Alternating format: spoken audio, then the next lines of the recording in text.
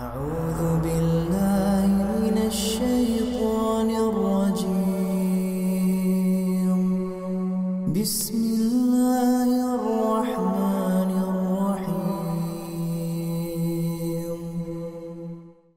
إن الحمد لله نحمده ونستعينه ونعوذ بالله من شرور أنفسنا ومن سيئات أعمالنا من يهده الله فلا مضل له ومن يضلل فلا هادي له وأشهد أن لا إله إلا الله وحده لا شريك له وأشهد أن محمدا عبده ورسوله لا نبي ولا رسول بعده يا أيها الذين آمنوا اتقوا الله وقولوا قولا سديدا يصلح لكم أعمالكم ويغفر لكم ذنوبكم ومن يطع الله ورسوله فقد فاز فوزا عظيما أما بعد فإن أصدق الحديث كتاب الله وخير الهدي هدي نبينا محمد صلى الله عليه وسلم وشر الأمور محدثاتها فإن كل محدثة بدعة وكل بدعة ضلالة وكل ضلالة في النار. معاشر المسlimin, jamaah salat subuh yang semoga kita senantiasa dirahmati dan diberkahi oleh Allah Subhanahu wa taala. Insyaallah pada kesempatan yang berbahagia ini di rumah Allah Subhanahu wa taala yang kita cintai ini, kita akan sama-sama kembali mempelajari sirah, sejarah, kisah perjalanan para sahabat Rasulullah sallallahu alaihi wasallam yang alhamdulillah kita telah sampai kepada seorang sahabat yang mulia dari sahabat-sahabat Rasulullah sallallahu alaihi wasallam. Beliau adalah sahabat Talha bin Ubaidillah. Pada pertemuan yang lalu kita telah membahas seorang sahabat yang juga memiliki kedudukan yang mulia di sisi Rasulullah sallallahu alaihi wasallam. Beliau adalah keponakan dari Khadijah sekaligus sepupu Rasulullah sallallahu alaihi wasallam. Beliau adalah Zubair bin Al-Awwam. Ini telah selesai pembahasan kita tentang sahabat yang mulia tersebut, Zubair bin Al-Awwam. Sekarang kita masuk kepada pembahasan yang baru, yaitu seorang sahabat mulia yang bernama Talha bin Ubaidillah. Talha adalah seorang sahabat yang memiliki garis keturunan yang sangat mulia di kalangan orang-orang Quraisy. Kita ketahui bahwasanya di suku Quraisy pun masih terbagi-bagi kepada beberapa suku. Di antaranya adalah suku Taim. Suku Taim ini adalah bagian daripada suku Quraisy yang mereka berada di dalamnya cenderung kepada keturunan-keturunan yang kalau bahasa kita yang ningratnya lah. Jadi Taim seperti Abu Bakar juga termasuk satu suku dengan Talha. Jadi memiliki garis keturunan yang sangat spesial. Bahkan beliau termasuk orang yang kaya raya sebagaimana Abu Bakar radhiyallahu taala anhu. Oleh karenanya Talha ini ketika masuk Islam, beliau tidak berhijrah. Beliau tidak pergi hijrah ke Habasyah. Sebagaimana sahabat-sahabat yang lain mereka berhijrah. Begitu juga sama halnya seperti Abu Bakar radhiyallahu taala anhu. Abu Bakar juga tidak ikut hijrah ke Habasyah. Kenapa kata para ulama? Karena mereka memiliki keturunan yang mulia. Tidak berani satu orang pun dari kalangan Quraisy yang menyiksa ketika mereka masuk Islam. Beda dengan sahabat-sahabat yang lain. Sahabat-sahabat yang lain yang mayoritasnya mereka ketika masuk Islam, mereka tidak memiliki kedudukan di sisi orang-orang Quraisy, sehingga ketika mereka memeluk agama Islam, banyak sekali penindasan, banyak sekali penyiksaan yang mereka dapati dari orang-orang Quraisy. Beda halnya dengan Abu Bakar, beda halnya seperti Talha bin Ubaidillah ini. Nah, para hadirin muliakan oleh Allah Subhanahu wa taala, kita lihat siapa Talha bin Ubaidillah. Talha bin Ubaidillah ayahnya adalah Ubaidillah, kakeknya bernama Utsman, kakek yang keduanya bernama Amr, kakek yang berikutnya bernama Ka'ab dan seterusnya. Sampailah kepada At-Taimi. At-Taimi ini adalah nama kakeknya yang kelima, sehingga beliau disandarkan sukunya kepada kakek yang kelimanya ini. At-Taimi, Taim, suku Taim. Kemudian istrinya ada beberapa disebutkan dalam riwayat, akan tetapi kita akan sebutkan istrinya yang beliau ipar-iparan dengan Rasulullah sallallahu alaihi wasallam.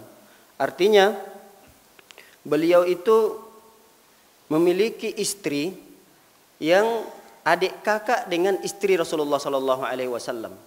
Ini juga sebuah kemuliaan bagi Thalha bin Ubaidillah. Jangankan Thalha, kita saja, kita maksudnya secara fitrah manusia akan merasakan keagungan tersendiri kalau seseorang itu iparan dengan pejabat. Contoh, kamu kenal nggak si Fulan? Nggak kenal? Oh, masa nggak kenal sih? Si Fulan itu kan iparnya bupati misalnya, bupati daerah ini. Masa kamu tak kenal bupati tersebut? Oh, masya Allah ya, dia iparnya bupati tersebut.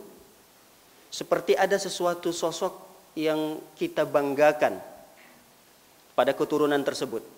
Nah, lihat Thalha bin Ubaidillah sampai ada 4 istrinya, yang istri tersebut juga dipersunting atau kakak saudarinya tersebut dipersunting oleh Rasulullah sallallahu alaihi wasallam. Di antaranya adalah Ummu Kalsum. Ummu Kalsum ini adalah putri Abu Bakar. Jadi Abu Bakar dengan Thalha selain mereka sahabat dekat satu suku, mereka juga ada hubungan darahnya karena Thalha ini mempersunting putri dari Abu Bakar radhiyallahu taala anhu. Siapa Ummu Kalsum tersebut? Tentunya Ummu Kalsum adalah saudari dari Aisyah radhiyallahu taala anha yang menjadi istri Rasulullah sallallahu alaihi wasallam. Istri beliau yang kedua seperti Hamna binti Jahshin. Nah, Hamna ini punya saudari. Saudari tersebut dinikahi oleh Rasulullah SAW yang bernama Zainab binti Jahshin. Kemudian yang ketiga Rafa'ah. Rafa'ah ini adalah putri dari Abi Sufyan, memiliki saudari yang dinikahi oleh Rasulullah SAW yang bernama Ummu Habibah. Begitu juga ada istri Thalha yang bernama Qaribah, putri dari Abu Umayyah. Qaribah ini memiliki saudari yang dinikahi oleh Rasulullah SAW yang bernama Ummu Salamah. Jadi ini juga merupakan sebuah spesial, hal yang khusus yang dimiliki oleh Thalha bin Ubaidillah. Thalha juga memiliki 15 anak, 11 laki-laki, 4 perempuan. Semua nama anak laki-laki beliau bernamakan para nabi alaihim salam. Di antara nama anak pertama beliau adalah Muhammad. Oleh karenanya beliau diberikan atau dipanggil dengan kunyahnya Abu Muhammad. Abu Muhammad ini adalah seorang tabi'in yang luar biasa ibadah yang beliau lakukan, sehingga beliau diberi gelar oleh teman-temannya dengan As-Sajjad. As-Sajjad itu adalah orang yang suka sujud, orang yang suka beribadah. Jadi Muhammad ini anak pertamanya, beliau diberikan kunyah dengan panggilan Abu Muhammad. Nama anak pertamanya Muhammad, Imran, Musa, Yakub, Ismail, Ishak, Zakaria, Yusuf, Yahya, Isa, Soleh. Ini nama putra-putra beliau. Adapun nama-nama putri beliau diantaranya adalah Ummu Ishaq, Aisyah, Sa'bah, Maryam. 4 putri beliau. Nah, para hadirin dimuliakan oleh Allah Subhanahu wa taala. Bagaimana ciri fisik Thalha? Secara ringkas kata para ulama, fisik beliau hampir mirip dengan Rasulullah sallallahu alaihi wasallam. Artinya dari fisik beliau itu memiliki kulit putih, saking putihnya kemerah-merahan. Jadi ada orang kulitnya putih, saking putihnya, bersihnya kulitnya tersebut agak kemerah-merahan. Nah, itu warna kulit beliau. Kemudian beliau juga memiliki postur tubuh yang tinggi, besar. Memiliki bidang tubuh yang sangat besar, bahkan dalam riwayat disebutkan bahwa antara satu pundak ke pundak beliau ini sangat lebar sekali. Pundak beliau sangat lebar sekali. Kemudian beliau itu memiliki ciri rambut. Rambut beliau tidak lurus dan juga tidak keriting. Berarti apa nih Pak? Kayak ikal-ikal gitulah ya. Itu ciri rambut beliau. Tapi secara ringkas, kalau kita melihat nanti sejarah Rasulullah SAW, ciri fisik Rasulullah SAW hampir sama, atau beliau ini hampir sama ciri fisiknya dengan Rasulullah SAW. Baik, secara ringkas kita akan masuk ke poin yang berikutnya, yaitu bagaimana Islamnya Tolha. Ini yang paling penting untuk kita pelajari, yaitu bagaimana kisah masuk Islamnya Tolha. Tolha ini adalah seorang pemuda yang berpendidikan, seorang pemuda yang umurannya belum sampai 20 tahun tapi sudah ahli dalam berdagang, pengusaha. Kemudian di saat Tolha, jadi riwayat keislamannya ini diceritakan oleh cucunya. Cucunya bernama Ibrahim, anak dari Muhammad. Muhammad ini adalah anak pertama dari Tolha. Jadi Muhammad anaknya si Tolha. Kemudian Muhammad ini punya putra namanya Ibrahim. Ibrahim ini meriwayatkan kisah keislaman kakeknya karena kakeknya pernah menceritakan kepada cucunya. Ini saking kedekatan para sahabat dengan cucu-cucunya. Kemudian dia menceritakan kisah keislaman kepada cucunya. Kata Tolha bercerita kepada cucunya Ibrahim, dulu aku pernah bersafar ke Busrah. Busrah ini adalah salah satu kota di negeri Syam. Bukan Basrah, ada Basrah, ada Busrah. Kalau Basrah adalah salah satu kota di Irak. Kalau Busrah adalah salah satu kota yang dulunya ada di negeri Syam. Nah, ketika sampai ke negeri Syam, biasa para pedagang-pedagang yang dari Mekah, mereka tidak boleh masuk di sebuah kota tersebut kecuali melewati pintu gerbang. Tidak boleh melewati selain dari pintu gerbang ini. Nah, di pintu gerbang ini ada seorang pendeta, rahib, seorang pendeta yang masih beragama tauhid, yang mentauhidkan Allah Subhanahu wa taala, yang mereka paham benar tentang Injil. Tapi Injil yang masih murni. Di dalam Injil tersebut menceritakan tentang bahwa ada seorang nabi yang diutus oleh Allah Subhanahu wa taala. Nabi tersebut adalah nabi terakhir. Bahkan fisik-fisiknya pun diceritakan oleh Allah Subhanahu wa taala dalam Injil. Bahkan secara detail diceritakan oleh Allah SWT dalam Injil tersebut. Kata rahib atau pendeta ini berteriak, setiap orang yang masuk dia bertanya, apakah ada di antara kalian yang berasal dari penduduk haram? Di saat itu masih dikenal dengan haram. Jadi Mekah itu di zaman Zahiliyah juga dikenal dengan kota haram, kota yang suci. Tapi masih Mekah, belum dikenal Madinah. Kalau kita kan sudah mengenal bahwanya dua kota suci yang ada di Saudi adalah Mekah dan Madinah. Tapi di saat itu Madinah belum dikenal. Masih dikenal Yathrib. Tapi tidak dikenal dengan kota haram. Nah, pendeta ini berteriak setiap ada orang yang masuk, mereka bertanya, adakah di antara kalian yang berasal dari kota haram? Persis ketika itu lewatlah Tolha dengan rombongannya. Kata Tolha mengatakan, saya berasal dari kota haram. Kata pendeta tersebut, apakah kamu mengenal seorang yang bernama Ahmad? Apakah dia sudah muncul? Si Tolha tidak kenal, karena Tolha ini masih usia yang remaja. Tidak kenal, kalau Rasulullah SAW berarti sudah berusia sekitar 50 tahun. Bukan teman mainnya. Gitulah. Jadi bukan teman mainnya sehingga dia tidak kenal Ahmad. Ahmad siapa? Saya tidak kenal Ahmad. Kata rahib atau pendeta tersebut, Ahmad itu adalah anak dari Abdullah. Abdullah itu adalah anak dari Abdul Muthalib. Kata Tolha mengatakan, saya belum terlalu mendalaminya. Bahkan saya tidak tahu tentang itu. Kata Tolha. Jadi Tolha mendapatkan informasi ini malah dari pendeta ini. Kata pendeta tersebut berwasiat kepada Tolha, tanda-tandanya kata Tolha, kata rahib atau pendeta tersebut, tanda daripada Ahmad itu bahwa dia lahir di kota haram, kemudian nanti akan dikeluarkan oleh kaumnya, diusir oleh kaumnya sehingga dia hijrah ke kota Madinah. Tidak disebut kota Madinah, tapi sebuah kota yang disebutkan tanda-tandanya. Kota tersebut di tempat dia hijrah adalah kota di mana banyak sekali kebun-kebun korma. Itu dimaksud adalah Madinahnya.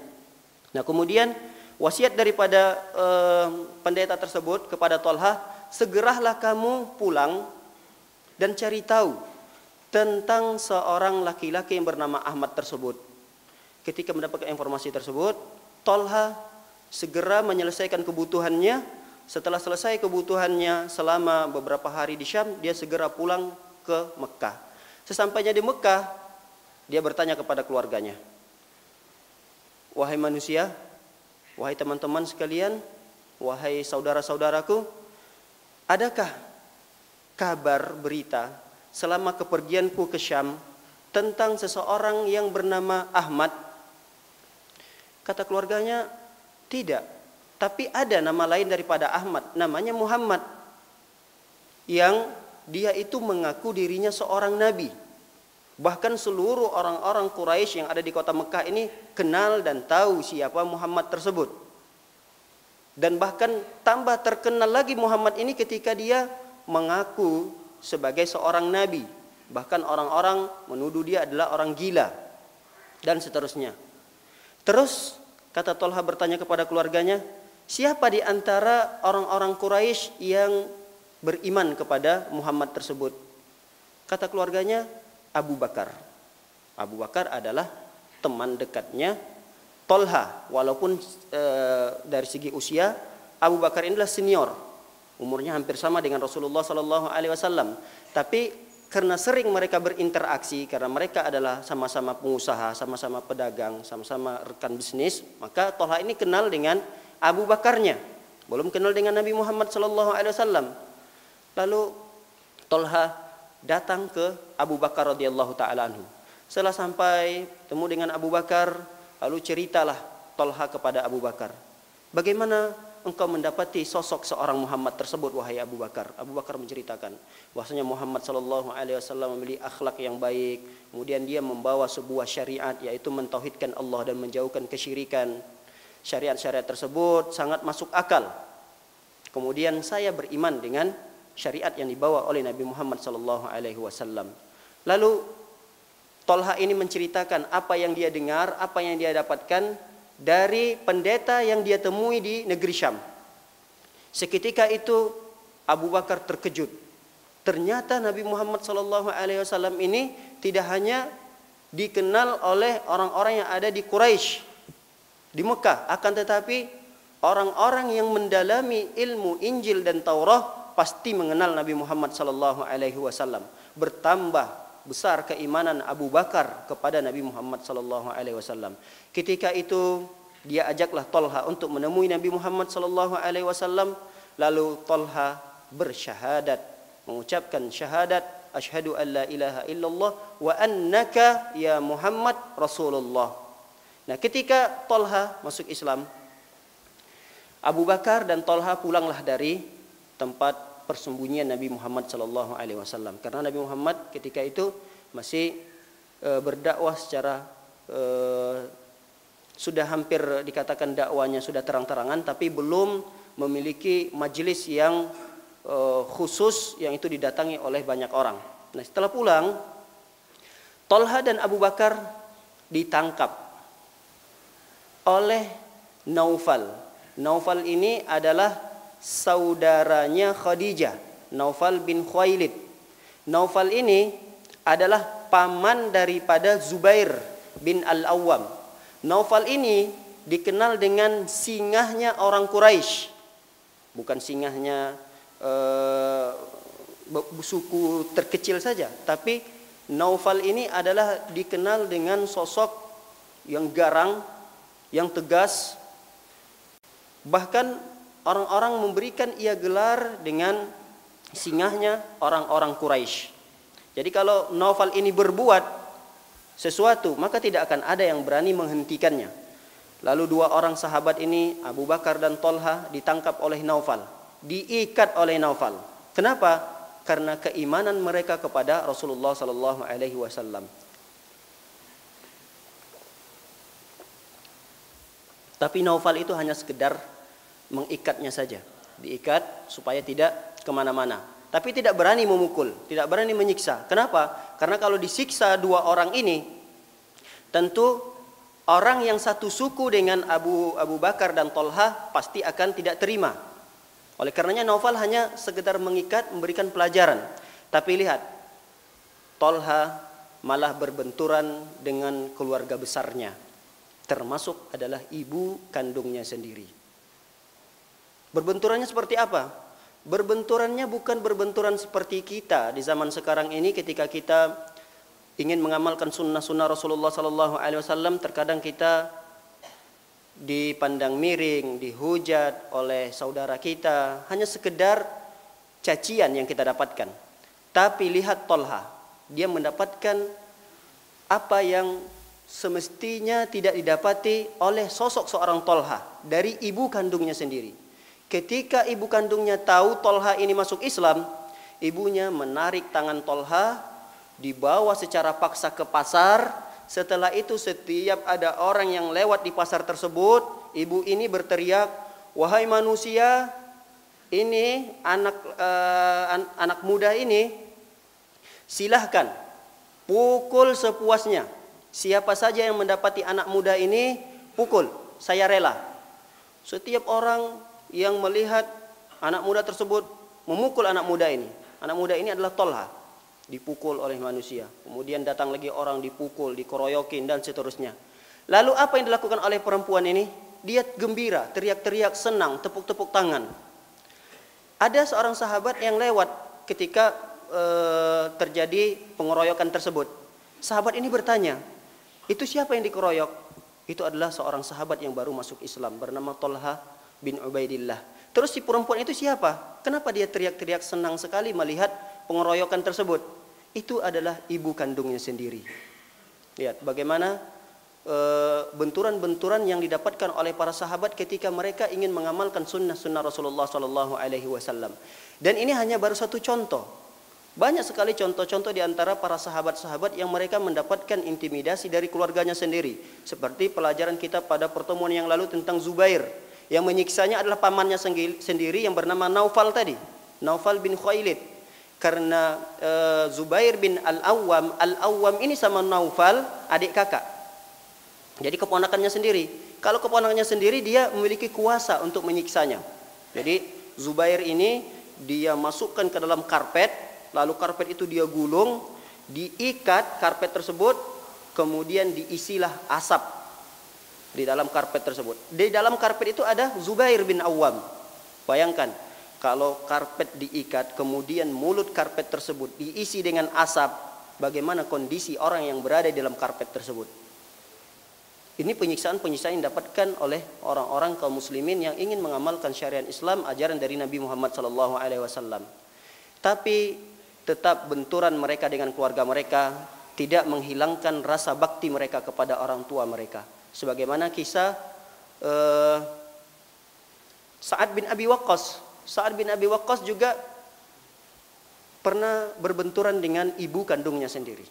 Yang ibu kandungnya ini sudah tidak kuat, sudah memberikan nasihat agar meninggalkan Muhammad, meninggalkan agama Nabi Muhammad. Sampai-sampai ibunya sendiri ini mogok makan, tidak mau makan.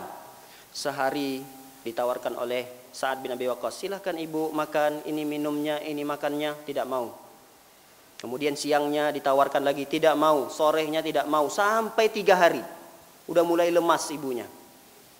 Akhirnya lihat, Sa'ad bin Abi Waqqas mengatakan, "Wahai ummi, law anna laki mi'atu nafsin fatamutu nafsun ba'da nafsin ma taraktu dina Muhammad." Kata Sa'ad mengatakan, menegaskan kepada ibunya, "Wahai ibunda, ibundaku yang tersayang, kalau seandainya engkau memiliki 100 nyawa, dalam riwayat yang lain 1000 nyawa, kemudian satu persatu nyawa tersebut diangkat hilang dari dirimu, sungguh aku tidak akan pernah meninggalkan agama dan ajaran dari Nabi Muhammad sallallahu alaihi wasallam." Ini adalah sebuah hiburan bagi kita. Karena terkadang di dalam kehidupan kita sehari-hari mendapati ada celaan dari saudara kita ketika kita mengamalkan sunnah Nabi Muhammad SAW, lalu kita lihat, kita bandingkan dengan para sahabat-sahabat terdahulu, manakala mereka mendapatkan celaan, siksaan, hinaan dari orang-orang Quraisy, dari saudara-saudara terdekatnya, ini akan menghilangkan rasa sedih kita ketika kita dihina, dicaci oleh keluarga-keluarga yang mungkin ketika kita mengamalkan sunnah Nabi Muhammad SAW yang itu bertabrakan dengan tradisi-tradisi keluarga kita. Ini biasa. Ini adalah hal yang lumrah terjadi di zaman para sahabat-sahabat Rasulullah sallallahu alaihi wasallam. Para hadirin dan hadirat yang dimuliakan oleh Allah Subhanahu wa taala. Kita masuk kepada poin yang berikutnya, yaitu tentang keutamaan sahabat Talha bin Ubaidillah. Keutamaan yang pertama yang dimiliki oleh sahabat Talha bin Ubaidillah, beliau mendapatkan gelar mati syahid. Beliau telah mendapatkan jaminan dari Rasulullah bahwa kelak Talha ini akan mati syahid. Mati syahid ini adalah mati yang mulia, sehingga para sahabat kalau dikatakan si fulan ini akan mati syahid, mereka senang. Bahkan mereka akan terus berupaya, berikhtiar untuk mencapai apa yang mereka telah janjikan atau apa yang telah dijanjikan oleh Rasulullah SAW berupa mati syahid tersebut. Terlihat bahwa beliau ini telah direkomendasikan oleh Rasulullah SAW akan mati syahid pada sebuah hadis riwayat yang dimana Rasulullah SAW ketika itu naik di sebuah gunung yang bernama Gunung Hira. Ada riwayat yang lain yaitu Gunung Uhud, tapi hanya beberapa sahabat saja, yaitu Abu Bakar, kemudian Umar, Utsman. Ini di Gunung Uhud. Ada di riwayat yang lain yaitu di Gunung Hira. Rasulullah SAW naik dengan beberapa sahabat ke gunung tersebut. Ada Rasulullah SAW, ada Abu Bakar, ada Umar, ada Utsman, ada Ali, ada Talha, ada Zubair. Jadi ada sekitar 7 orang. Ketika naik sampai di puncak gunung tersebut, gunung ini bergoncang. Akhirnya Rasulullah mengatakan, "Ihda ya Hira." Tenang wahai Hira, sesungguhnya di atasmu nabiyyun au siddiqun au syahidun. Karena sesungguhnya di atasmu ini ada seorang nabi atau siddiq. Siddiq ini adalah yang jujur. Yang dimaksud di situ adalah Abu Bakar, kemudian syahid. Syahid di sini adalah orang-orang yang selain daripada Abu Bakar radhiyallahu taala anhu. Karena Umar, Utsman, Ali, Talha, Zubair, 5 sahabat ini mereka mati dalam keadaan terbunuh, syahid. Seperti Utsman walaupun tidak mati di medan perang, mati di rumahnya sendiri, tapi dalam kondisi dibunuh dalam keadaan zalim dan seterusnya.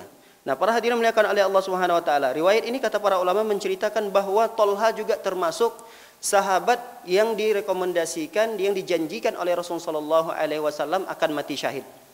Bahkan dalam riwayat yang lain menceritakan bahwasanya Talha ini adalah seseorang yang akan mati syahid. Kalau kita ditanya, kalau seandainya ada ucapan yang mengatakan si fulan ini syahid, apa yang terbayang di benak kita? Si fulan ini insya Allah syahid. Apa yang terbayang di benak kita? Orang ini masih hidup atau sudah meninggal dunia? Yang terbayang di benak kita kalau dikatakan si fulan ini insya Allah syahid nih. Apa yang terbayang di benak kita? Sudah meninggal dunia. Tapi beda dengan Talha. Talha satu-satunya sahabat Rasulullah SAW yang kata Rasulullah SAW dalam hadisnya sahih, "Man arada an yanzura ila syahidin yamshi 'alal ardi falyanzur ila Talha bin Ubaidillah." Siapa orang yang berkeinginan untuk melihat seorang yang syahid, sudah dikatakan syahid oleh Rasulullah SAW padahal dia masih berjalan di muka bumi ini, maka lihatlah si Talha, kata Rasulullah. Tidak ada para sahabat yang dikatakan syahid kecuali dia sudah meninggal dunia. Tidak ada dikatakan si fulan ini syahid insya Allah tapi masih hidup di dunia. Tapi Talha diberikan khusus oleh Rasulullah SAW, kata Rasulullah, "Man arada an yanzura ila syahid yamshi 'alal ar falyanzur ila Talha bin Ubaidillah." Siapa orang yang ingin melihat seorang yang syahid mendapatkan kesyahidan di sisi Allah Subhanahu wa taala tapi masih berkeliaran berjalan di muka bumi ini, maka lihatlah tuh Thalha bin Ubaidillah, kata Rasulullah sallallahu alaihi wasallam. Nah, para hadirin dimuliakan oleh Allah Subhanahu wa taala, ini adalah cita-cita harapan besar bagi setiap kaum muslimin. Kenapa? Karena orang yang mati syahid tentunya pertama dosa-dosanya diampuni oleh Allah Subhanahu wa taala dengan tetesan pertama darah yang keluar dari badannya. Kemudian ketika dia dikuburkan, dia tidak lagi mendapatkan fitnah kubur, dia tidak akan mendapatkan siksa kubur, bahkan dia aman dari pertanyaan kubur. Ketika dia dibangkitkan dari kubur di padang mahsyar, dia aman dari kejadian-kejadian luar biasa yang terjadi di hari kiamat. Di hari kiamat itu bukan sekedar perkumpulan biasa, tapi di sana ada kejadian-kejadian yang luar biasa, ada perkara-perkara yang itu merupakan bagian daripada siksaan Allah Subhanahu wa taala. Di antaranya seperti matahari yang sangat dekat dari ubun-ubun kita. Namun orang yang mati syahid tidak akan merasakan hal-hal seperti itu. Kata para ulama, di antaranya mereka akan mendapatkan surga Allah Subhanahu wa taala. Mereka akan dinikahkan oleh Allah Subhanahu wa taala dengan 72 bidadari. Bahkan orang yang mati syahid, kata Rasulullah sallallahu alaihi wasallam, dia akan memberikan oleh Allah untuk memberikan syafaat kepada 70 orang keluarganya yang siapa saja yang ingin dia kehendaki. Lihat, bukan dia hanya selamat untuk dirinya sendiri bagi orang yang mati syahid, tapi orang yang mati syahid tersebut akan memberikan keselamatan, pertolongan kepada 70 orang keluarganya. Kalau misalnya dia ingin menolong ibunya yang mungkin amalan baiknya lebih ringan daripada amalan buruknya, sehingga ingin dia tolong ibunya, pamannya, keponakannya, anaknya. Kota yang diberikan oleh Allah Subhanahu wa taala sebanyak 70 saudaranya. Ini adalah keutamaan bagi orang yang mati syahid. Tapi terkadang banyak orang yang menyalahgunakan hadis ini. Oleh karenanya banyak sekali kita mendapati orang-orang yang salah paham terhadap hadis ini, sehingga mereka bermudah-mudahan untuk mengatakan, yuk kita mati syahid, yuk kita mati syahid. Akhirnya apa? Terjadilah sebagian kaum muslimin yang tidak mendalami makna-makna hadis ini melalui pemahaman-pemahaman para ulama, sehingga mereka membom dirinya sendiri dan mereka mengatakan ini adalah mati syahid. Ini adalah sungguh perbuatan yang keliru, yang tidak dibenarkan dalam Islam. Ini adalah perkara yang tidak dibenarkan di dalam Islam. Islam tidak mengajarkan hal tersebut. Para hadirin dimuliakan oleh Allah Subhanahu wa taala, ini yang pertama keutamaan yang didapatkan oleh Thalha. Thalha telah direkomendasikan, telah dijanjikan oleh Rasulullah sallallahu alaihi wasallam kelak beliau akan mati syahid. Kemudian di antara keutamaan Thalha bin Ubaidillah adalah nampak sekali ketika beliau berada dan terlibat di peperangan Uhud. Di peperangan Uhud ini adalah perang yang awal mulanya kemenangan itu berpihak kepada kaum muslimin.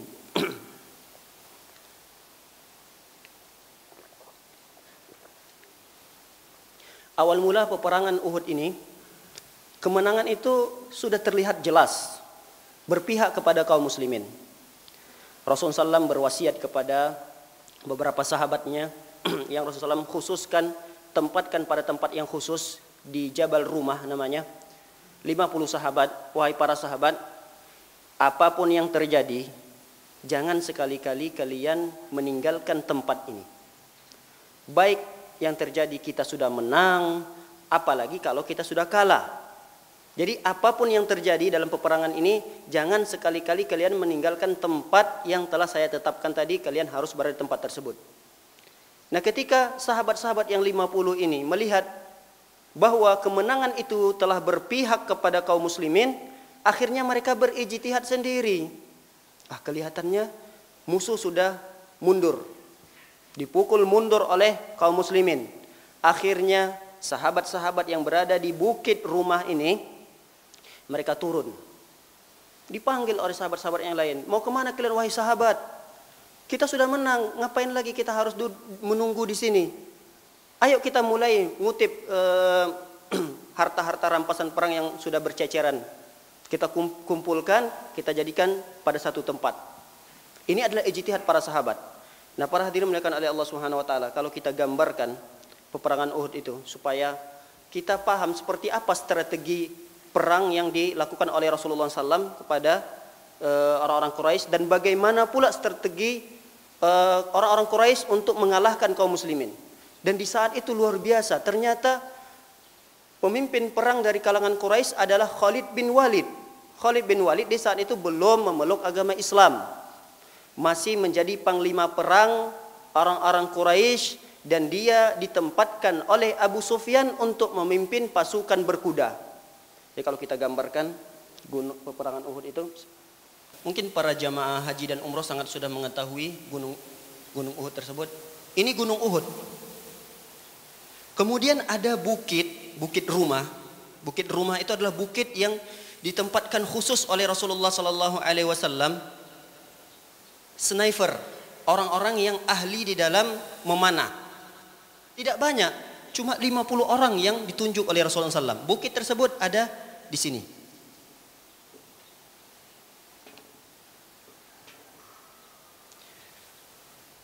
Bukit ini kira-kira namanya Bukit Rumah. Kira-kira tingginya hanya 30 meter. Adapun gunung ini kira-kira tingginya adalah 1000 meter, 1077 meter. Pihak kaum muslimin berada di sebelah kanan. Sini muslimin.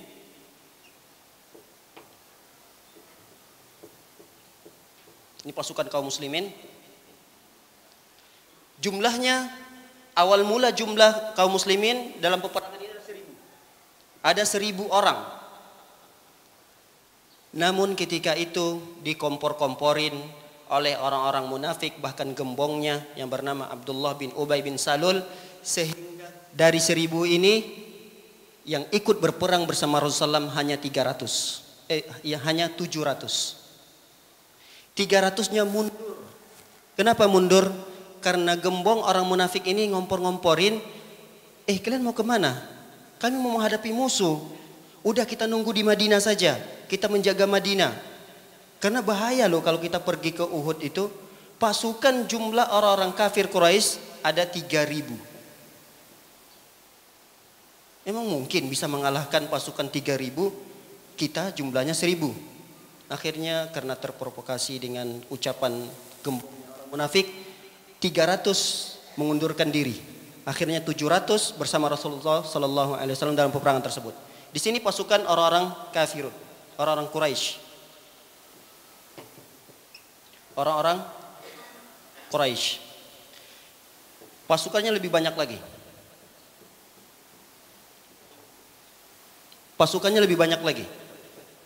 Namun Rasulullah sallallahu alaihi wasallam, kalau seandainya para sahabat mentaati apa yang diucapkan oleh Rasulullah, niscaya kemenangan itu total berpihak berada di kaum muslimin.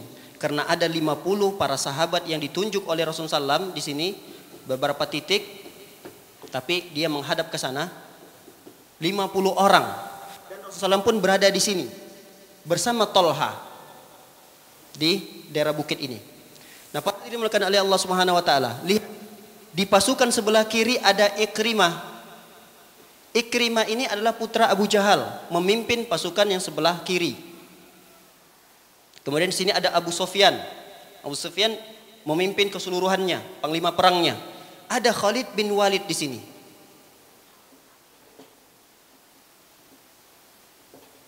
Khalid bin Walid dikhususkan beliau memimpin pasukan berkuda sebanyak 200 orang. Berarti 200 kuda.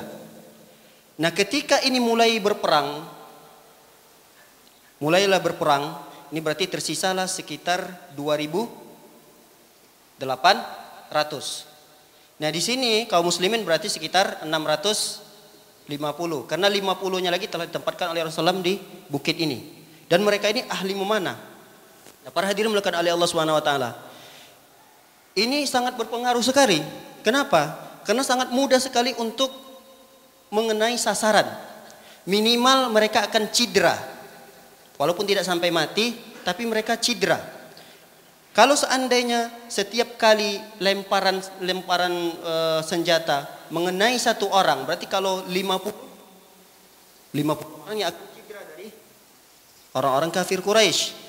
Kalau dia melepaskan anak panahnya 10 kali lepasan, sudah berapa musuh yang terkena?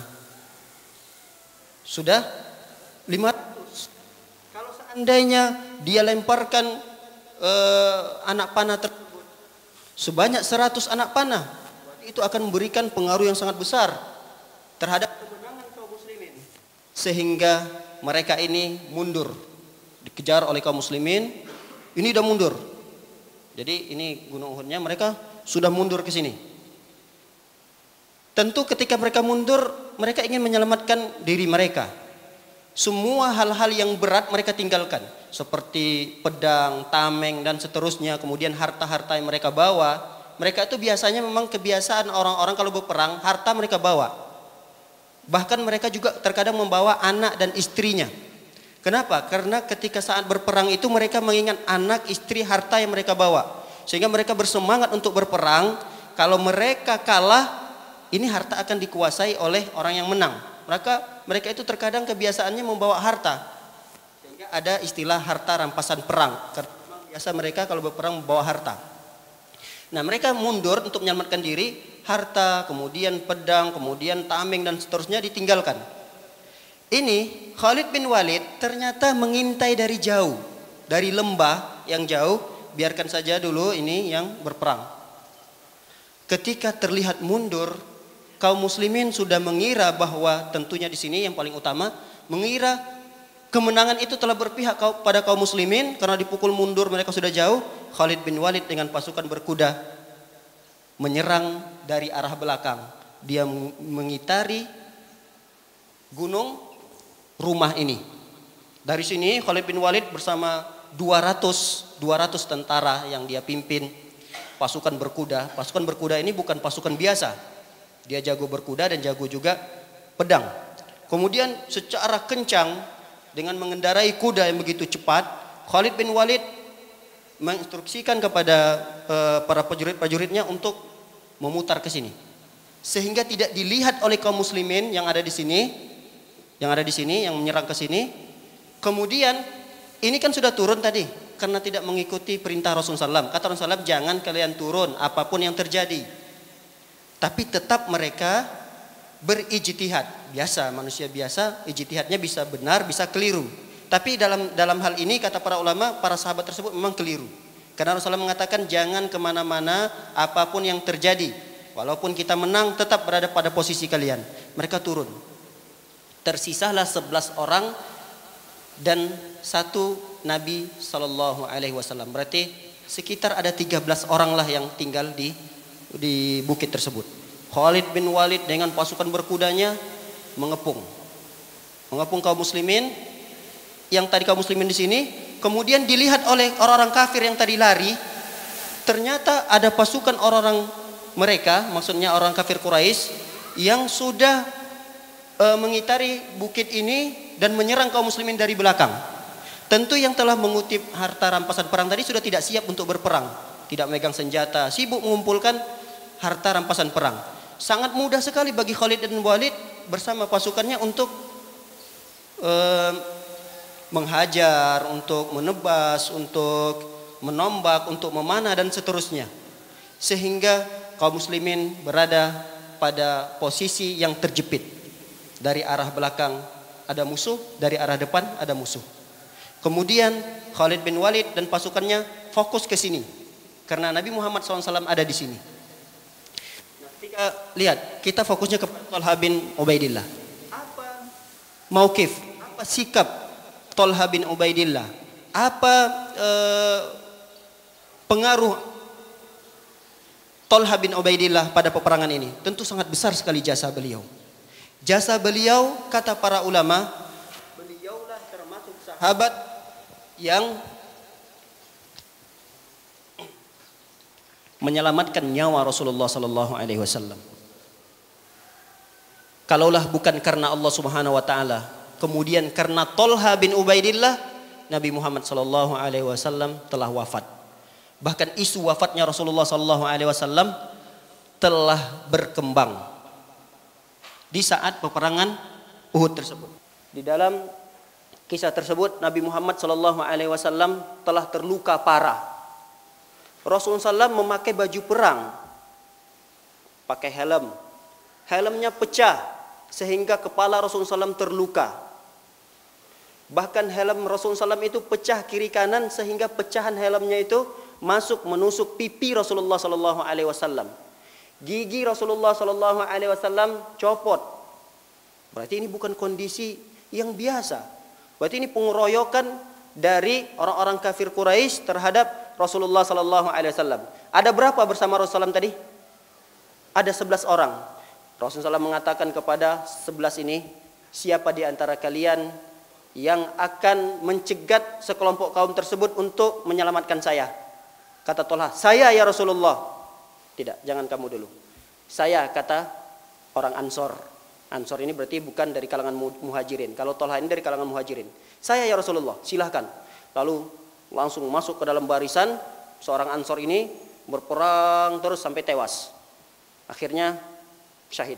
Ketika itu Rasulullah mengatakan, siapa lagi yang ingin menyelamatkan diriku, yang akan mencegat kaum tersebut? Saya, kata Thalha. Jangan kamu dulu, kata Rasulullah. Saya, kata dari kalangan Ansor. Kemudian 2 orang, 3 orang, 4 orang yang tewas, 5, 6 sampai ke 10. Kata Thalha, izinkan saya ya Rasulullah SAW. Akhirnya Thalha pun mulailah masuk dalam kumpulan barisan orang-orang kafir Quraisy. Kemudian dia tebas kiri, tebas kanan, sampai luka yang mengenai Thalha bin Ubaidillah. Kata anaknya yang meriwayatkan hadis tersebut, dari ujung kepala sampai ujung kaki tidak ada kecuali semua terluka dari anggota tubuhnya. Kepalanya yang paling parah, ada 2 tebasan parang, tebasan pedang yang itu terlihat sekali di kepalanya Thalha bin Ubaidillah. Sampai-sampai dalam riwayat itu menceritakan bahwa tangannya cacat. Tangan Thalha bin Ubaidillah cacat, bahkan jari jemarinya terpotong. Jari jemari Thalha bin Ubaidillah terpotong. Ada di tubuhnya bekas tombak, ada di tubuhnya bekas panah, ada di tubuhnya bekas sabatan pedang. Dalam riwayat diceritakan ada 70-an lebih luka besar yang ada pada tubuh Thalha bin Ubaidillah ketika menyelamatkan Rasulullah sallallahu alaihi wasallam. Dalam kondisi itu Rasulullah SAW juga terluka parah. Rasulullah SAW terluka parah, tapi yang memang kondisinya yang lebih parah adalah Thalha, karena Thalha ini menjadi memang pasang badan membentengi Rasulullah SAW. Setiap ada tombak, beliau yang memasang badannya. Itu bisa kita gambarkan. Lalu Rasulullah SAW ini sudah terkepung karena di belakangnya sudah bukit. Dan Rasulullah SAW tidak bisa naik ke bukit tersebut, ke batu yang besar itu, yang gunung Ruma tadi, bukit Ruma itu. Rasulullah SAW tidak bisa naik. Kalau seandainya Rasulullah bisa naik, ini mungkin bisa meminimal penyerangan dari orang-orang Quraisy. Akhirnya apa yang dilakukan Thalha? Dalam kondisi yang luka parah, bahkan di paha Thalha itu ada luka yang sangat besar. Seandainya Thalha memaksakan diri untuk bergerak, luka itu akan tambah parah. Tapi melihat kondisi Rasulullah SAW, beliau tidak ingat lagi rasa sakit tersebut. Dia terus berjalan, berlari menemui Rasulullah SAW.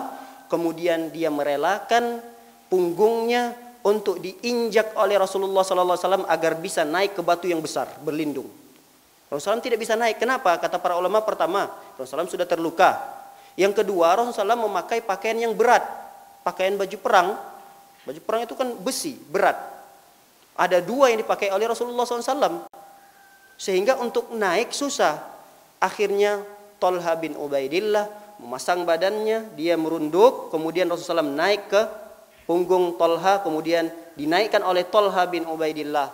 Naiklah Rasulullah SAW di bukit tersebut. Dan itu mengakibatkan luka sobekan pada pahanya bertambah besar. Lalu ketika melihat kondisi tersebut, Zubair bin Al-Awwam kembali menyemangatkan kaum muslimin. Walaupun sudah ada isu berkembang bahwa Rasul telah meninggal, Muhammad telah wafat, Muhammad telah terbunuh dan seterusnya, kaum muslimin sudah mulai lemas. Ada yang sudah melemparkan senjatanya. Udah, untuk apa lagi kita berperang? Apa yang mau kita rebut lagi? Sudah tidak ada harapan. Sudah ada yang pada putus asa. Ternyata itu hanya sekedar isu yang dikembangkan. Ternyata ketika itu Zubair bin Al-Awwam, kemudian Abu Bakar, kemudian menyemangatkan kaum muslimin, akhirnya mereka menuju Bukit Rumah ini lagi. Karena di sana ada Rasulullah SAW. Ketika kaum muslimin fokus untuk membela Rasulullah SAW, akhirnya yang tadi kelompok orang-orang Quraisy yang ingin membunuh Rasulullah SAW berlarian. Lalu singkat ceritanya, Tolha ketika itu pingsan. Yang datang menemui Rasulullah SAW, karena memang semua orang fokus ke Rasulullah SAW. Rasulullah SAW ditemui oleh Abu Bakar dengan Abu Ubaidah bin Al-Jarrah. Abu Ubaidah yang nantinya juga ada kisah khusus. Abu Ubaidah ini sampai copot giginya. Kenapa? Karena mencabut lempengan helm Rasulullah SAW yang pecahannya itu menancap di pipi Rasulullah SAW. Dan itu tidak bisa dicabut dengan tangan biasa. Bisa kita bayangkan ada pecahan helm yang besi, itu bekas sabetan dari tebasan dari orang-orang Quraisy. Pecahannya itu malah menusuk ke wajah Rasulullah SAW. Dan itu tidak bisa diambil dari wajah Rasulullah SAW dengan tangan biasa. Akhirnya apa yang dilakukan oleh Abu Ubaidah bin Al-Jarrah? Dia cabut besi itu dengan menggunakan giginya. Dia cabut, kemudian besi tersebut copot bersamaan dengan copotnya giginya. Kemudian di sebelah kiri Rasulullah SAW, dia copot lagi, kemudian tercabut lagi gigi yang di sebelah kanannya. Bayangkan bagaimana terlukanya Rasulullah SAW. Rasulullah SAW juga terluka kepalanya. Kemudian Rasulullah SAW ketika itu memfokuskan, jangan pedulikan saya, kata Rasulullah SAW kepada Abu Bakar dan Abu Ubaidah bin Al-Jarrah. Lihat Tolha, bagaimana keadaannya sekarang? Jadi Rasulullah SAW juga hilang rasa sakitnya yang dideritakannya karena mengingat Tolha yang jasanya begitu besar dalam penyelamatan Rasulullah SAW. Rasulullah merintahkan, lihat Tolha, cepat bagaimana keadaannya, rawat dia segera. Ketika itu Tolha pingsan. Dalam keadaan seperti itu akhirnya Tolha bisa terselamatkan. Dalam riwayat menceritakan luka yang ada pada diri Tolha bukan 10, bukan 20. Dan itu bukan luka biasa. Itu luka yang sangat berat sekali yang diderita oleh Tolha bin Ubaidillah. Sampai Tolha tangannya sudah tidak bisa bergerak karena ada urat nadinya yang putus. Jadi menjadi cacat tangan beliau. Kemudian jari jemarinya pun putus. Jari jemari dari Tolha bin Ubaidillah pun putus. Ini bagaimana jasa Tolha bin Ubaidillah di peperangan Uhud. Tolha bin Ubaidillah ini pada hakikatnya semua peperangan yang terjadi di zaman Rasulullah SAW semua beliau ikuti. Tidak ada yang terlewatkan. Kecuali peperangan Badar. Peperangan Badar, peperangan yang pertama sekali dalam agama Islam. Itulah yang terlewat dari diri seorang Tolha bin Ubaidillah. Itu pun karena ada misi yang dijalankan oleh Tolha dari Rasulullah SAW. Jadi Tolha ini diperintahkan untuk ke Syam. Wahai Tolha, pergilah ke Syam, lihat rombongan orang-orang Quraisy. Orang-orang Quraisy ini biasa berdagang, kalau berdagang itu melewati Madinah. Nah, Rasulullah SAW mengatakan kepada Tolha, wahai Tolha, pergi ke Syam, cari berita tentang rombongan orang-orang Quraisy. Nah, ketika Tolha sampai ke Syam, ternyata rombongan Quraisy ini sudah sampai ke Madinah. Setelah sampai ke Madinah, tentu sudahlah terjadi peperangan Badar pada tahun 2 Hijriah. Ini perang Uhud terjadi pada tahun ketiganya.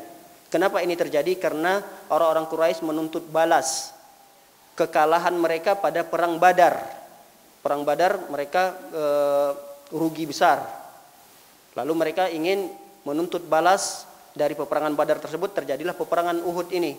Nah, para hadirin dimuliakan oleh Allah SWT, di peperangan Uhud ini ada sebuah kalimat dari Rasulullah SAW khusus untuk Tolha. Apa kata Rasulullah SAW? Aujaba Tolha, sungguh wajib bagi Tolha untuk masuk ke dalam surga. Apa yang dilakukan oleh Tolha dalam memperjuangkan Islam, dalam membela Rasulullah SAW, kata Rasulullah, aujaba Tolha, wajib, kata Rasulullah. Wajib itu berarti mau tidak mau harus Tolha ini masuk ke dalam surga. Bahkan Abu Bakar radhiyallahu taala anhu ketika mengenang, ketika melihat melewati gunung Uhud ini, beliau ingat bahwa terjadinya peperangan Uhud itu hanya keseluruhan daripada apa yang terjadi, mereka hanya mengingat Tolha. Jadi yang dominan, yang memiliki jasa besar pada peperangan tersebut, yang mereka ingat dari kalangan para sahabat adalah Tolha. Kalau seandainya pada zaman sekarang ada seperti penghargaan, Tolha ini sudah mendapatkan bintang yang keberapa? Karena memang penyelamatan beliau terhadap seorang pemimpin besar dari kaum muslimin, seorang presiden di saat itu adalah Nabi kita Muhammad sallallahu alaihi wasallam. Para hadirin dimuliakan oleh Allah Subhanahu wa taala. Di antara keutamaan Tolha bin Ubaidillah yang berikutnya adalah beliau salah satu sahabat dari 10 sahabat. Beliau adalah salah satu sahabat dari 10 para sahabat yang kata Rasulullah SAW mereka itu masuk surga. Diberikan kabar gembira oleh Rasulullah SAW masuk surga. Ini hadis sering sekali kita ulang-ulang. Dari kisah Abu Bakar, Umar, Utsman, Ali, Zubair pada pertemuan yang lalu. Kemudian Tolha. Ini adalah hadis yang sering sekali kita ulang-ulang. Bahwa Rasulullah SAW menyebutkan ada 10 sahabat yang Rasulullah langsung rekomendasikan masuk ke dalam surga. Maksudnya kata para ulama, mereka tidak perlu lagi dihisab, mereka tidak perlu lagi diazab. Siapa mereka? Di antaranya adalah Tolha bin Ubaidillah. Mari kita hafal bersama, mungkin seringnya kita mengulang-ulang, kita bisa hafal. Yang pertama tentunya adalah Abu Bakar. Yang kedua adalah Umar. Yang ketiga adalah Utsman. Kemudian Ali. Kemudian Zubair bin Al-Awwam. 5. Kemudian yang keenam Tolha bin Ubaidillah. Yang ketujuh Sa'ad bin Abi Waqqas. Yang ke-8 Sa'id bin Zaid. Yang ke-9 adalah Abdurrahman bin Auf. Yang ke-10 Abu Ubaidah bin Al-Jarrah. Inilah 10 sahabat yang Rasulullah SAW langsung ucapkan kepada para sahabat-sahabat yang lain, Abu Bakar fil jannah, Abu Bakar pasti masuk surga, Umar pasti masuk surga. Dipastikan oleh Rasulullah SAW. Kalau kita, siapa yang memastikan? Tidak ada. Tapi para sahabat-sahabat yang 10 khususnya dipastikan oleh Rasulullah SAW masuk ke dalam surga. Bahkan kata para ulama, tanpa harus dihisap amalan-amalannya, apa yang mereka lakukan, kesalahan-kesalahan, kekeliruan-kekeliruan yang mungkin terjadi sebagai manusia biasa, itu tidak perlu lagi dihisap oleh Allah Subhanahu wa taala. Mereka langsung masuk ke dalam surga Allah Subhanahu wa taala, harus tanpa dihisap dan tanpa diazab. Dan itu juga tidak hanya mereka, masih banyak sahabat-sahabat yang lain. Bahkan dalam hadis yang kita pernah dengar pelajarannya dari Ustaz Firanda ketika menjelaskan tentang orang yang memurnikan tauhid, ada 70.000 orang yang mereka masuk surga tanpa hisab, tanpa azab. Ini telah dibahas oleh para ulama. Jadi tidak hanya para sahabat-sahabat yang kita sebutkan, masih banyak lagi sahabat-sahabat yang lain yang mungkin mereka akan mendapatkan sebuah hadiah besar dari Allah Subhanahu wa taala, yaitu surga, tanpa mereka harus melewati bersusah payah untuk mendapatkannya ketika di padang mahsyar. Para hadirin dimuliakan oleh Allah Subhanahu wa taala. Kemudian yang berikutnya di antara keutamaan Tolha bin Ubaidillah, beliau adalah salah satu dari 6 orang yang ditunjuk oleh Umar sebagai kandidat khalifah, pengganti Umar bin Khattab. Jadi kalau Abu Bakar ditunjuk oleh Rasulullah SAW untuk menjadi khalifah pengganti Rasulullah SAW, kemudian Umar diangkat oleh Abu Bakar. Jadi Abu Bakar mewasiatkan khalifah ini digantikan oleh Umar. Umar ketika wafat, dia tidak memberikan wasiat. Umar menunjuk 6 orang. 6 orang tersebut adalah keseluruhannya 10 di antara 10 yang kita sebutkan tadi. Yang pertama adalah seperti Utsman, Ali, Tolha, kemudian ada di situ juga Zubair, Abdurrahman, ada juga Sa'ad bin Abi Waqqas. 6 sahabat. Yang mereka itu disebut oleh para ulama ahlu syura. Ahlu syura itu mereka lah yang akan bermusyawarah siapa seorang khalifah yang berhak yang akan menggantikan Umar bin Khattab. Karena Umar bin Khattab ketika itu sudah cedera parah, ditikam oleh Abu Lu'lu' al-Majusi, ada 3 tusukan yang sangat besar, yang sangat lebar, yang itu kata tabibnya, kata dokternya, wahai Umar, ini tidak bisa diobatin lagi. Bagaimana mau ngobatin? Ususnya aja udah keluar. Kata tabib mengatakan, wahai Umar, ini lukanya sudah tidak terobatin lagi. Artinya tabib ini mengatakan ya tinggal menunggu waktu saja. Artinya hari pertama Umar masih memiliki nyawa, masih bisa ngobrol, masih bisa kenal siapa orang yang mengunjunginya. Hari kedua juga seperti itu. Di hari ketiganya Umar wafat. Nah, di antara 3 hari itu Umar sudah melihat tanda-tanda kematiannya sudah akan datang. Lalu Umar berwasiat kepada 6 sahabat ini, cepat segera pilih siapa di antara kalian yang berhak untuk menggantikan saya. Di antaranya adalah Thalha bin Ubaidillah. Menunjukkan Thalha berarti memiliki kedudukan khusus, bukan hanya di sisi Rasulullah SAW, tapi di sisi Umar bin Khattab pun Thalha termasuk seorang sahabat yang terpandang oleh Umar bin Khattab radhiyallahu taala anhu. Ketika itu Thalha ditunjuk. Kata Thalha, saya ini apalah? Saya bukan siapa-siapa. Kalau masih ada Utsman atau Ali bin Abi Thalib, saya ini tidak mungkin. Kata Thalha, kalau begitu saya akan serahkan kepada Utsman. Ada yang sahabat lagi kepada Ali. Jadi di antara 6 itu mereka terkerucutnya kepada 2 orang, antara Utsman atau Ali. Utsman atau Ali. Nah, ketika mengerucut kedua ini, lalu carilah mana keutamaan di antara 2 sahabat ini yang lebih besar. Ternyata lebih cenderung kepada Utsman bin Affan. Lalu pengganti Umar bin Khattab adalah Utsman bin Affan radhiyallahu taala anhu. Para hadirin dimuliakan oleh Allah Subhanahu wa taala. Di antara keutamaan yang dimiliki oleh Thalha bin Ubaidillah, bahwa Thalha bin Ubaidillah ini disebutkan oleh Allah Subhanahu wa taala telah menghabiskan sisa-sisa umurnya ketika masuk Islam di dalam ketaatan. Bahkan dia menazarkan dirinya untuk menghabiskan umurnya melakukan ketaatan-ketaatan kepada Allah Subhanahu wa taala. Disebut diabadikan oleh Allah Subhanahu wa taala dalam surah Al-Ahzab, Allah Subhanahu wa taala, "Wa minhum mimman qada nahbahu." Di antara para sahabat itu ada yang menazarkan, memperuntukkan dirinya untuk agama Islam. Para sahabat bertanya, "Ya Rasulullah, yang dimaksud ayat ini siapa?" Kata Rasulullah, di antaranya ditunjuk oleh Rasulullah, di antaranya adalah Thalha bin Ubaidillah. Ditunjuk langsung oleh Rasulullah. Maksud ayat ini kepada siapa ya Rasulullah? Rasulullah mengatakan langsung menunjuk Thalha bin Ubaidillah. Para hadirin dimuliakan oleh Allah Subhanahu wa taala. Ini adalah rekomendasi yang luar biasa juga dari Rasulullah SAW. Tidak ada di antara para sahabat, ya memang ada beberapa yang langsung ditunjuk oleh Rasulullah SAW. Tapi Thalha ini di antara sahabat yang ditunjuk langsung oleh Rasulullah SAW bahwa dia akan wafat dalam keadaan husnul khatimah. Banyak di antara para sahabat yang mereka itu wafat, ketika itu ada sahabat mengatakan, ini sahabat Masya Allah, dia akan masuk surga. Rasul mengatakan, di mana kamu tahu bahwa dia akan masuk surga? Padahal sahabat. Artinya belum tentu orang yang meninggal dunia dari kalangan para sahabat, dia juga langsung masuk ke dalam surga. Artinya memastikan itu tidak bisa. Ada sahabat yang ditegur oleh Rasulullah SAW. Nah, para hadirin dimuliakan oleh Allah Subhanahu wa taala, Thalha sudah jelas, sudah tahu bahwa akhir hayatnya nanti dia akan mendapatkan husnul khatimah. Makanya kata para ulama, al-a'malu bil khawatim, amalan itu menjadi kunci pokoknya adalah akhir daripada hayat kita.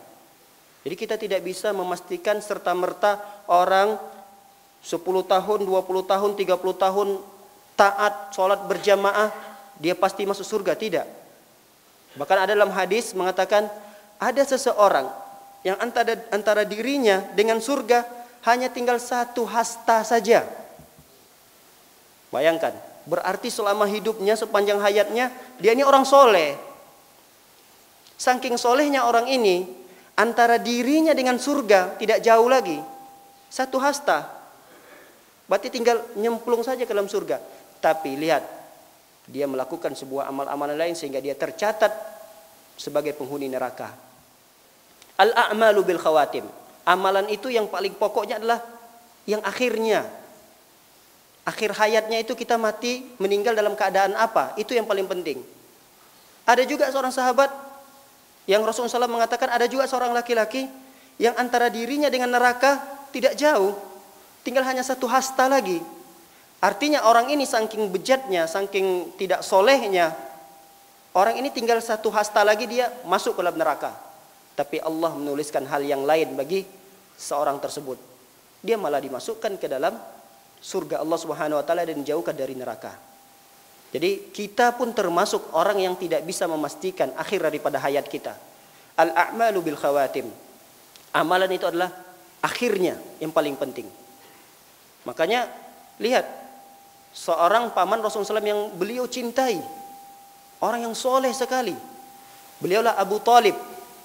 Beliau mengimani Nabi Muhammad dalam hatinya, tapi tidak melafazkan keimanannya. Di akhir hayatnya Rasulullah SAW datang kepada pamannya. Ya ammi, qul la ilaha illallah. Wahai pamanku, ucapkan, tinggal mengucapkan saja. La ilaha illallah, tidak berat kok. Tinggal mengucapkan la ilaha illallah. Kalimatun uhajju biha laka indallah. Kalimat tersebut aku akan berhujjah di depan Allah bahwa engkau adalah bagian daripada kaum muslimin.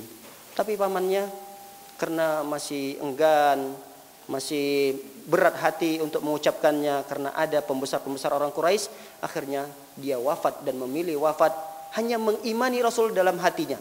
Tapi ini tidak cukup dikatakan seseorang beriman kalau hanya mempercayai dalam hati, tidak diucapkan melalui lisan yang terdengar oleh Rasulullah sallallahu alaihi wasallam. Tapi subhanallah, Thalha bin Ubaidillah masih hidup, masih berkeliaran, bahkan dia hidup sampai generasi Ali bin Abi Thalib. Rasulullah wafat, beliau berpindah ke generasi Abu Bakar, generasi Umar, Utsman, nanti pada generasi Ali bin Abi Thalib, pada kekhalifahan Ali bin Abi Thalib di peperangan Jamal, beliau wafat.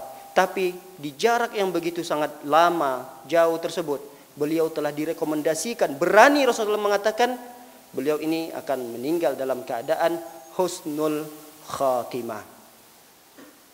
Kita belum mendapatkan jaminan tersebut. Oleh karenanya kata para ulama, kita harus berusaha. Sisa-sisa umur kita ini kita harus berada dalam ketaatan kepada Allah. Karena ketika kita melakukan ketaatan dan terus istiqamah berdoa kepada Allah SWT, semoga kita pun wafat dalam keadaan husnul khatimah.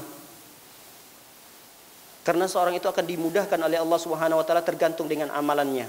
Tapi jangan juga kita terlalu pede. Sekarang kan saya sudah mulai rutin ikut kajian, ikut sholat berjamaah. Insya Allah saya pasti kayaknya nih akan wafat dalam keadaan seperti ini. Nah, ini tidak boleh memastikan seperti itu. Kita tidak ada jaminan bahwa kita akan mati dalam keadaan husnul khatimah. Akan tetapi kita harus memperjuangkannya untuk mendapatkan atau menutup usia kita dalam keadaan hal yang baik, yaitu husnul khatimah. Wallahu taala alam bisawab. Barangkali ini yang dapat kami sampaikan. Masih ada beberapa poin lagi di antara keutamaan-keutamaan dari seorang sahabat yang mulia Thalha bin Ubaidillah. Barakallahu fikum. Mohon maaf jika ada kesalahan dalam beberapa riwayat hadis yang kami bacakan. Saya mohon ampun kepada Allah Subhanahu wa taala. Wabillahi taufiq wal hidayah. Subhanakallahumma bihamdika asyhadu an la ilaha illa anta astaghfiruka wa atubu ilaik. Assalamualaikum warahmatullahi wabarakatuh.